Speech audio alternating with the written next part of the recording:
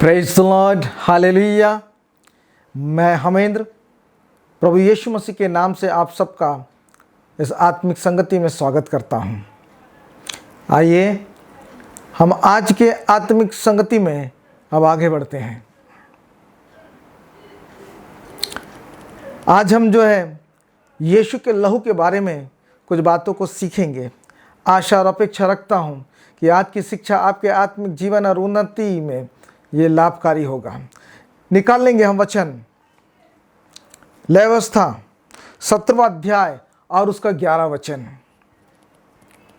क्योंकि शरीर का प्राण लहू में रहता है और उसको मैंने तुम लोगों को वेदी पर चढ़ाने के लिए दिया है कि तुम्हारे प्राणों के लिए प्रायश्चित किया जाए, क्योंकि प्राण के कारण लहू ही से प्रायश्चित होता है। Praise the Lord, hallelujah. लहू में प्राण रहता है। लहू में प्राण, लय व्यवस्था की पुस्तक में व्यवस्था की बातें हैं। लहू में प्राण रहता है। और यदि पुरानी व्यवस्था को हम देखेंगे तो लहू वेदी पे चढ़ाया जाता था। लहू का छाप वो अलंगों में लगाया जाता था। तो लहू के अंदर में प्राण है। और प्राण आज के समय में हम सब जानते हैं कि ऑक्सीजन हमारा प्राण होता है। और ऑक्सीजन बॉडी को नहीं मिलता है, हमारे प्राण पखेरु उड़ जाते हैं। तो ऑक्सीजन है तो प्राण है। तो life is with in the blood. इसी खून के अंदर में हमारा जीवन है। जैसे ही एक मनुष्य की मृत्यु होती है तो उसका लहू धीरे धीरे पानी हो जाता है। अर्थात जिसके रेड ब्लड सेल्स हैं वो सारे खत्म हो जाते हैं। और वो क्या हो जाता है, वो पानी हो जाता है। उसका लाल रंग हिंदी में बोलते हैं लाल रक्त कणिका। लाल रक्त कणिका खत्म, मृत्यु हो गया, प्राण चला गया। लहू से प्राण चला गया। जिस पार्थिव देह में वो लहू बह रहा था, जिस पार्थिव देह में वो लहू बह रहा था, वो देह मृत घोषित हो गया। रेड ब्लड सेल, वो सेल है ना, उस सेल के अंदर में ऑक्सीजन आता है। मैंने कहा ना, ऑक्सीजन हम लेते हैं वो सेल में जाता है, आरबीसी के अंदर में। और कई लोग के सेल पंक्चर होते हैं, उसको बोलते हैं सिक सेल बोल देते हैं, क्योंकि ऑक्सीजन की मात्रा सही नहीं। लय व्यवस्था 17 और 11 बोलता है कि लहू के अंदर प्राण है। और वचन ने कहता है कि तू अपने मन को काट कर ही बलिदान चढ़ा दे। पुरानी व्यवस्था लहू का बलिदान को मांगते थे। पुरानी व्यवस्था बलिदान की व्यवस्था थी। और नई व्यवस्था में जब उसको ट्रांसफर परमेश्वर ने किया तो भी लहू के बहाने के द्वारा से नई व्यवस्था में ट्रांसफर हुआ। अर्थात यीशु मसीह को सर्वकालिक का एक बार का निष्कलंक लहू का बलिदान क्रूस पर करना पड़ा। एक बार का बलिदान यीशु मसीह को करना पड़ा। तो उस बलिदान में क्या हुआ? केवल मृत्यु हुई? नहीं, मृत्यु से पहले यीशु मसीह का लहू बहाया गया। लय व्यवस्था की पुस्तक वो इस चीज को बोलती है कि लहू में प्राण है। और यदि हम व्यवस्था की बातों को देखेंगे तो उसमें लिखा है कि टिट फॉर टैट, जो जैसे करता है उसकी भरपाई वैसी ही होगी। आंख के बदले आंख, दांत के बदले दांत, तो प्राण के बदले प्राण। यदि कोई प्राण का बलिदान करेगा तो जा, तेरे प्राणों की क्षमा हो गई, तेरे जीवन में क्षमा आ गया, प्राणों की क्षमा। लय व्यवस्था 17-11, लहू में प्राण होता है। लहू में प्राण होता है। और मैं आपको बताना चाहता हूं, हम सबके लहू में प्राण है। हम सबके लहू में प्राण है। लेकिन क्या हमारे लहू में सामर्थ है? Praise the Lord, hallelujah. जितने लोगों ने इस अर्थ को पकड़ लिया, जान लिया है, कैच कर लिया है, प्रभु उनको बहुत आशीष दे। सबके प्राणों में, लहू में प्राण है, लेकिन कितने के लहू में सामर्थ है? लहू में सामर्थ केवल एक यीशु मसीह। उसके लहू में सामर्थ था, और सामर्थ ऐसा था कि वो एक बार उसके बलिदान, जिस लहू के बहाने के द्वारा से जो बलिदान हुआ, उस बलिदान को यदि हम अंगीकार करेंगे तो सदा के लिए हमारे पापों की क्षमा हो जाएगी। लहू में है, उसके लहू में न केवल प्राण था, प्राणों को बलिदान किया, लेकिन उसके बलिदान के द्वारा से उसके लहू में सामर्थ हो गया। और ये सामर्थ्य लहू गुलगुथा की पहाड़ी से बहता हुआ आपके दिल के दरवाजे तक आता है और खटखटाता है। और वही यीशु जिसके आप Christmas, Easter, good Friday, palm Sunday और पता नहीं क्या क्या करके जो हम करते हैं, अच्छी बात है, करिए, मैं उसका विरोधी नहीं हूँ, मनाइए, सब चीज़ मनाइए, मेरी तरफ से छूट है। लेकिन इतने सारे हम क्रियाकलाप करते, गतिविधि करते हैं, वही यीशु आपके दिल के दरवाजे में खड़ा होकर खटखटाता है और कहता है, दरवाज़ा खोल। गुलगुता से जिस लहू को मैंने सामर्थ्य से भर दिया है, वही सामर्थ्य लहू की नदी बहकर तेरे जीवन के दिल के दरवाजे में आ गया है। दरवाज़ा खोल, मैं भीतर प्रवेश करूंगा, साथ में ये सामर्थ्य लहू की धारा भी प्रवेश करेगी, और यीशु मसीह के लहू के द्वारा से हमारा जीवन शुद्ध और पवित्र हो जाएगा। लहू में सामर्थ्य है यीशु की, हमारे लहू में सामर्थ्य नहीं है। हमारे लहू में केवल प्राण है। हम प्राणों वाले लहू को लेकर हम सामर्थ्य लहू की आवश्यकता को कितना महसूस करते हैं कि मुझे सामर्थ्य लहू को चाहिए। नहीं, मैं ऐसे ही जी लूँगा, बिना सामर्थ्य लहू के मैं जीवन को ये काट सकता हूँ। मैं तो धार्मिक गतिविधियाँ कर लेता हूँ, मैं बाइबल प्रार्थना कर लेता हूँ, मुझे सामर्थ्य लहू की आवश्यकता नहीं। शैतान जो है, लूसीफर जो है, ये आपके जीवन में कभी वो सामर्थ्य लहू को प्रवेश करने नहीं देना चाहता। क्यों? क्योंकि लहू के अंदर में पाप को क्षमा करने की ताकत है। लहू के अंदर में जो है, उसमें पाप को क्षमा करने की ताकत होती है। लूसीफर क्या चाहता है? आप कभी यीशु मसीह के लहू को के द्वारा से पाप की क्षमा को ना मांगो। आज हम दुनिया के अंदर में देखते हैं, मैं सिर्फ मसीहों के बारे में बात कर रहा हूँ, मैं अन्य जातियों के विषय में नहीं बोल रहा हूँ, कि मसीह इतने सारे हैं विश्व के अंदर में, लेकिन वो पाप क्षमा की प्रार्थना नहीं कर सकते। वो प्रार्थना मत करिए जो आपके चर्चेस के अंदर में वो बुक्स में लिखे रहते हैं, पाप क्षमा, पाप क्षमा, वो तो सब मजाक है, मजाक। लेकिन जब हमारा हृदय पवित्र आत्मा कायल करता है, जब हम ये जानते और मानते कि मैंने कैसे अपने पिता के विरुद्ध में गलत काम किए हैं, तो मैं उस अनुभूति से भर जाता हूं कि मैंने अपने पिता के विरोध में पाप किया है। जब इस अनुभूति से भर जाते हैं, मन कायल हो जाता, टूट जाते हैं, और ये मैं क्या करता रहा अब तक जीवन में, मैं कैसे परमेश्वर के विरुद्ध पाप करता रहा, काम करता रहा। जब इसका बोध उसके कायल कर देता है पवित्र आत्मा, और तब उसके पास जाते हैं, तब वो लहू सक्रिय होता है आपके लिए। पढ़िए इस वचन को, इब्रानी उसका 9वां अध्याय और 22 वचन। सच तो यह है कि व्यवस्था के अनुसार प्रायः सब वस्तुएं लहू के द्वारा शुद्ध की जाती हैं, और बिना लहू बहाए पापों की क्षमा नहीं।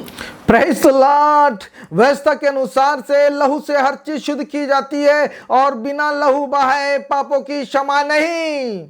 तो यीशु का बलिदान भी उसी व्यवस्था के अनुसार से था, जिस व्यवस्था को परमेश्वर ने उसकी चुनी हुई जाति अर्थात इजराइलियों को दिया था कि ये मेरे लोग मेरे व्यवस्था को मानेंगे। लेकिन ये जो बोलता था मेरे लोग, इन्हीं लोगों ने उसकी व्यवस्था का मजाक उड़ा दिया, उसको रीति विधि बना दिया। वो बोलता है होठों से तो मेरा आदर करेंगे, लेकिन इनके मन सदैव मुझसे दूर रहेंगे। और ये रीति विधि बना दिया, और रीति विधि में ये धार्मिक गतिविधियां करते रहे। तब परमेश्वर ने बोला मनुष्य से नहीं हो सकता। तब परमेश्वर ने अपने इकलौते पुत्र को भेजा और बोला मेरे पुत्र, मेरे यीशु, मेरे बेटे, ये तो मेरी दी व्यवस्था को मानने में विफल हो गए, क्योंकि ये सारी गतिविधि करते हैं, धार्मिक गतिविधि बना दिए हैं। तथाकथित तू जा आत्मिक तौर पे एक व्यवस्था के अधीनता और अनुसार का जीवन जी, और लहू को बहा। यीशु ने कहा यस डैडी, जी पप्पा, मैं जाऊंगा और तेरे आगे के अनुसार से काम करूंगा। यीशु मसीह किया। तो इब्रानी के पत्री को क्या लिखता है? की व्यवस्था के अनुसार से क्या हो जाता है, बिना लहू बाहे पापों की क्षमा नहीं। पापों की क्षमा लहू में है, पापों की क्षमा लहू में है। बिना लहू बहाए कुछ नहीं होगा। तो हो गया ना आपके लिए, यीशु ने लहू बहाया विदाउट एनी कॉस्ट, बिना किसी मतलब के, बिना किसी स्वार्थ के, सिर्फ आपसे प्रेम के खातिर, आपसे प्यार की खातिर उसने अपना निष्कलंक और निष्पाप का एक बार का सर्वकालिक बलिदान क्रूस पर बहा दिया। और लहू व्यवस्था के अनुसार से लहू में छुटकारा है, लहू में माफ़ी है, लहू में फॉरगिवनेस है, लहू में, और उस लहू को यीशु ने बहा दिया। अब लहू बह तो गया है, लेकिन उसको एक्सेप्ट कितने लोग कर रहे हैं? आज 2021 के अंदर में लूसीफर का सबसे बड़ा काम है कि आपको इस बात का अनुभूति होने ना दे कि लहू को एक्सेप्ट करना है। ये गुलगुता में बहाए गए यीशु का लहू को एक्सेप्ट करना है।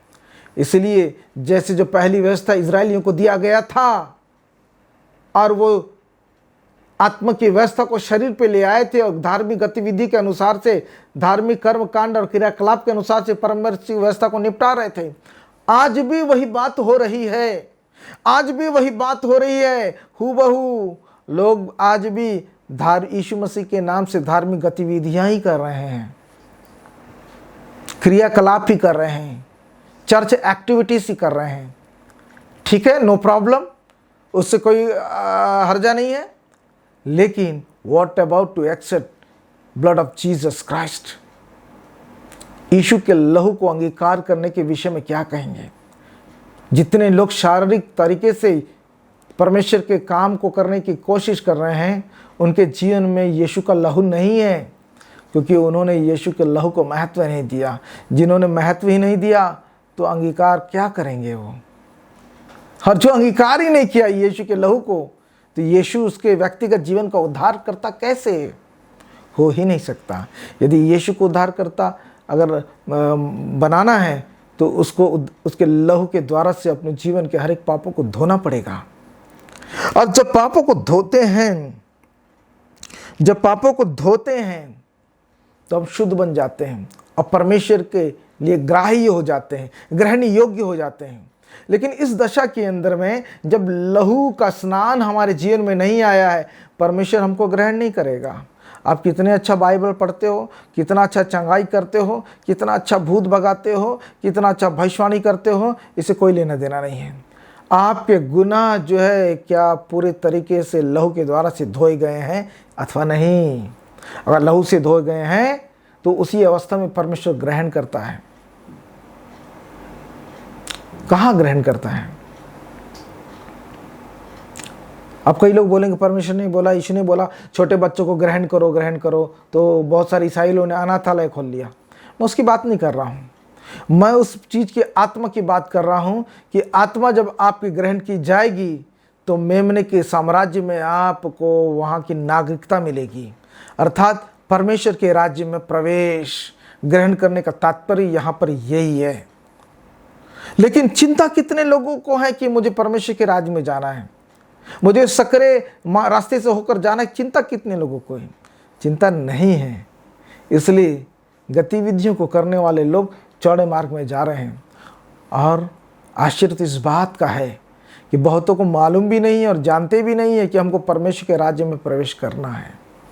मरने के बाद लोगों की सबसे बड़ी चिंता होती है कि 3 बाई 6 फुट का जो है उनको ज़मीन का टुकड़ा मिल जाए, कब्रिस्तान में जगह मिल जाए। हमारी चिंता वहाँ तक की है। और जो मिट्टी का मिट्टी में मिल गया, क्या करोगे कब्रिस्तान का टुकड़ा को लेकर? हमारा पूरा जिंदगी भर का कंसंट्रेशन उसी में रहता है। कब्रिस्तान में जगह मिल जाए, कब्रिस्तान में जगह मिल जाए। ठीक है, चिंता करिए, कब्र का भी चिंता करना कोई गैर वाजिब नहीं, करिए चिंता। लेकिन उसकी चिंता क्यों नहीं कि मृत्यु के बाद मेरी आत्मा परमेश्वर के राज्य में जाएगी कि नहीं जाएगी, हम इस बात की बिल्कुल चिंता नहीं करते। हार्डली 0.001% लोग हैं जो चिंता करते होंगे कि मेरे आत्मिक जीवन मृतदेह को त्यागने के बाद क्या होगा, मेरा आत्मिक जीवन क्या होगा। हम इस बात की जो है चिंता नहीं करते हैं। और मत्ती उसका 26 और उसका 28 हम पढ़ेंगे। देखिए वचन में क्या लिखा है, बड़े ध्यान से सुनिएगा। क्योंकि यह वाचा का मेरा वह लहू है जो बहुतों के लिए पापों की क्षमा के निमित्त बहाया जाता है। यस, अब यीशु, अब हमने जैसे अभी पढ़ा था इब्रानी 9:22 में कि व्यवस्था के अनुसार से लहू में छुटकारा होता है, लहू से पापों की क्षमा होती है। ये व्यवस्था इस तरीके से होता है जिसको पौलुस जो इब्रानी की पत्रियों में कोट कर रहा है। और अब यहां आकर मत्ती में आके यीशु खुद स्वयं अपने मुंह से बोल रहा है। क्या बोल रहा है, एक बार फिर से हम पढ़ेंगे, अब ध्यान से सुनिए सब। क्योंकि यह वाचा का मेरा वह लहू है, ये वाचा का मेरा लहू है। This is the blood of covenant. वाचा, वचन बद्ध दिए हैं दो लोगों के बीच में, तेरे और मेरे।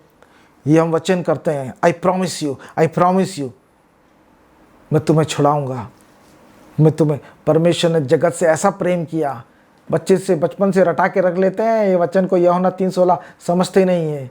ये वाचा है। ये परमेश्वर ने इतना प्रेम किया, इकलौते पुत्र को दे दिया। वाचा प्यार करता था ना, वाचा बांधा था कि मैं छुटकारा दूंगा करके। इसलिए क्या बोलता है इब्रानी 26-28 में, ये मेरा वाचा का वो लहू है जो तुम्हारे लिए बहाया गया। लहू को बहाना, अभी हमने शुरू में देखा कि लहू को बहाना है, निष्कलंक लहू से छुटकारा है। कौन बहाएगा? यीशु बोला मैं बहाऊंगा। किसके द्वारा से? परमेश्वर के द्वारा। परमेश्वर के द्वारा क्यों? इसलिए उसने व्यवस्था दिया कि लहू के द्वारा से छुटकारा है, पापों की क्षमा है। अब तो पुरानी व्यवस्था बीत गई, नई व्यवस्था आ गई, तो नया व्यवस्था क्या है? नया वाचा का लहू। यीशु मसीह क्या है? नए वाचा का जामीन। और ये नया वाचा के लिए यीशु मसीह मत्ती 6:24-28 में इसको चीज को स्वयं मुंह से बोलता है, मेरा लहू है जो मेरा लहू क्या है? वाचा का लहू है, तुम्हारे छुटकारे के लिए बहा रहा हूं करके वो बोला। छुटकारे के लिए बहाया, 2000 साल हो गया है उसको लहू बहाए। आज तक कितने मसीही लोगों का छुटकारा हुआ है, कितने पास्टर, प्रचारक, इवेंजलिस्ट और चंगाई भूत भगाने भविष्यवक्ताओं का छुटकारा हुआ है। कितने लोगों का हुआ है छुटकारा रहित रहकर यदि धार्मिक गतिविधि करते हैं तो सबसे बड़े धोखेबाज हैं आप, जो अपने आप को धोखा देते हैं। छुटकारा का लहू पहले ग्रहण करिए, उसके बाद सब धार्मिक गतिविधि किए। दैट विल बी एक्सेप्टेबल, वो स्वीकार योग्य होगा। पहले लहू के द्वारा से अपने गुनाहों को माफी मांगिए, उसके बाद ये सब काम करिए तो प्रभु के सामने ग्रहण योग्य काम आप कर रहे हैं। अरे बोलते हैं वाह प्रभु क्यों ग्रहण नहीं करेगा? क्या भविष्यवाणी पवित्र आत्मा का वरदान नहीं है? लेकिन कहीं पर यह नहीं लिखा है कि भविष्यवाणी करने से तुमको मैं न्याय के समय में विजयी बनाऊंगा। तुम्हारे भविष्यवक्ता बनने के कारण से जीवन के पुस्तक में तुम्हारा नाम लिख दूंगा। नहीं मेरे प्रियो, इन वरदानों या इस प्रकार के क्रिया धार्मिक गतिविधियों के कारण से जीवन की पुस्तक में नाम नहीं लिखा जाता। वो लिखा जाता है हमारे जीवन की विश्वास योग्यता के कारण से। और विश्वास योग्यता का प्रारंभ ये रहता है कि इस लहू को मैं अंगीकार करूँ, अपने जीवन के गुनाहों को धो डालूं और यीशु मसीह को अपने जीवन का व्यक्तिगत उद्धार करता अंगीकार करूं और अपने कानों को खोलूं, आवाज को सुनूं और कहूं मेरे स्वामी तेरी क्या इच्छा है, तेरी क्या आज्ञा है, मैं तेरी इच्छा को इस पृथ्वी पूरा करूंगा। ये जीवन है परमेश्वर के अधीनता का। लेकिन ये जीवन कितने लोग जी रहे हैं अभी? This is called the life of discipleships, भक्ति का जीवन। ये भक्ति का जीवन कितने लोग जी रहे हैं?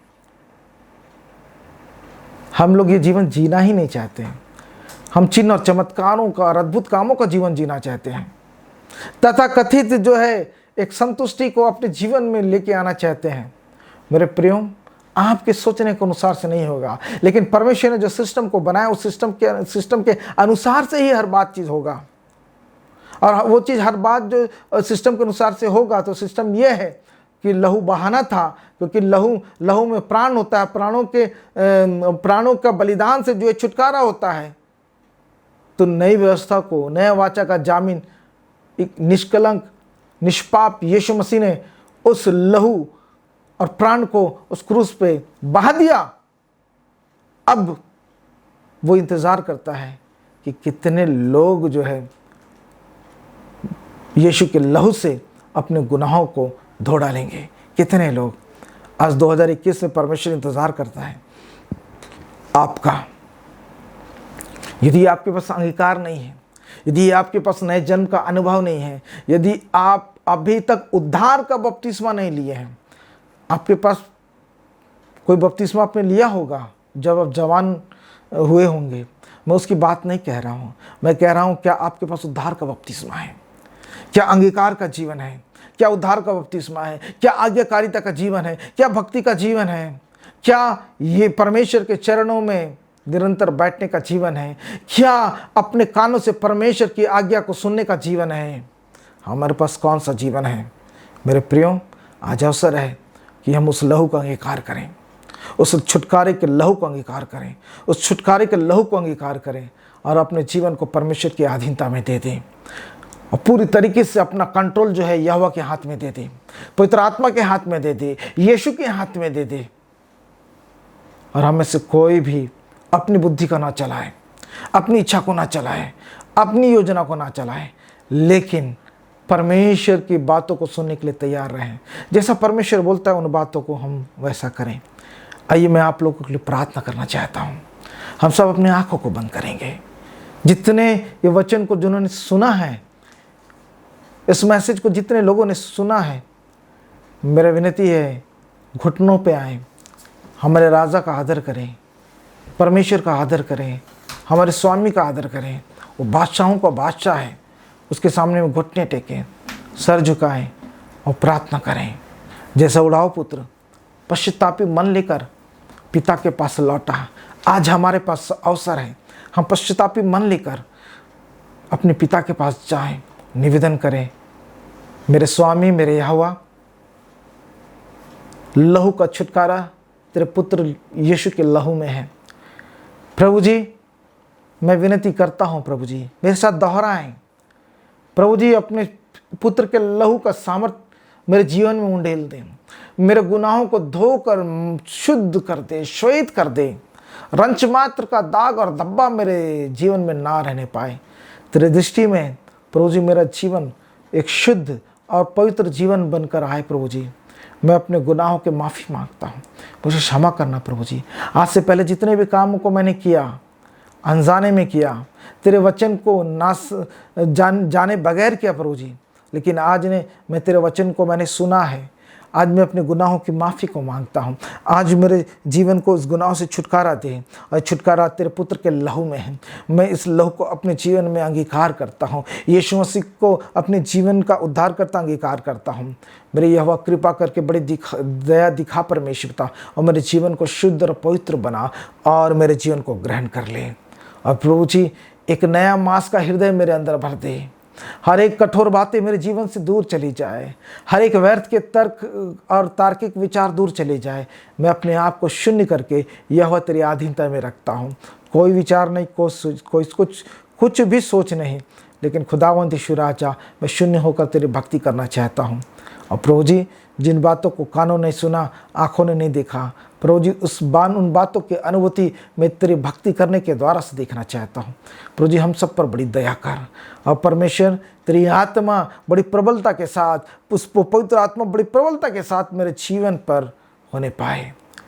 पवित्रता का लहू का आड़ में प्रत्येक के चहुर छिपाता हूँ, विनती यीशु के नाम से, आमीन, आमीन, आमीन।